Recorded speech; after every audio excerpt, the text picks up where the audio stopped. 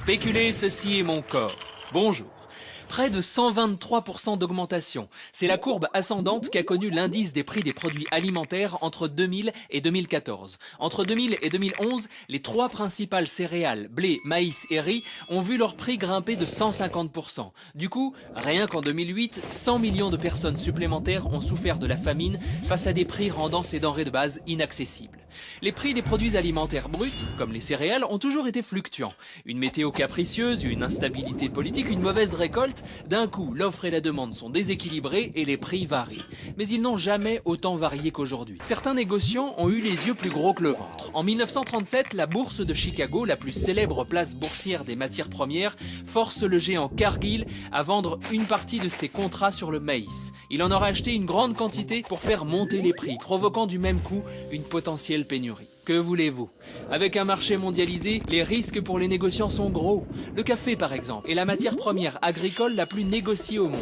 Premier exportateur mondial, le port de Santos, au Brésil, est à 12 jours de mer du Havre. 12 jours de houle pendant lesquels les cours du café peuvent fluctuer. À raison de 21 tonnes de café par container et 3 à 5 000 containers par bateau, une simple baisse de 10 centimes d'euros par livre de café peut coûter plus de 10 millions d'euros par bateau.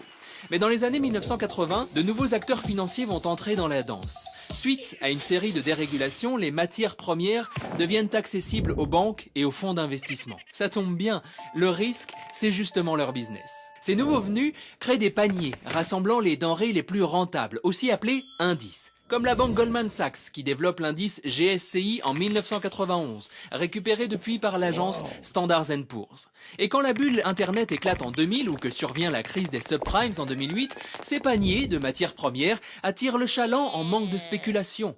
De 2003 à 2008, l'argent investi sur ces indices est passé de 15 milliards de dollars à 200 milliards de dollars. Mais tous ces échanges restent purement financiers. Aujourd'hui, seuls 2% des contrats à terme sur les matières premières alimentaires aboutissent à des livraisons concrètes de marchandises. À la bourse de Chicago, il s'échangerait en une année près de 46 fois la production mondiale de blé.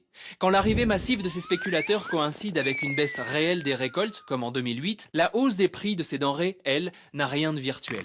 Entre 2005 et 2008, les prix alimentaires ont augmenté de 83%. En 2008, la FAO a listé 37 pays nécessitant une aide extérieure, dont plus d'une dizaine ont connu une série d'émeutes de la faim. Sans être la seule cause de l'augmentation des prix des denrées alimentaires, la spéculation accentue tragiquement leur volatilité. Et la sécurité alimentaire devient un indice boursier parmi d'autres. Qui a dit qu'on ne jouait pas avec la nourriture ?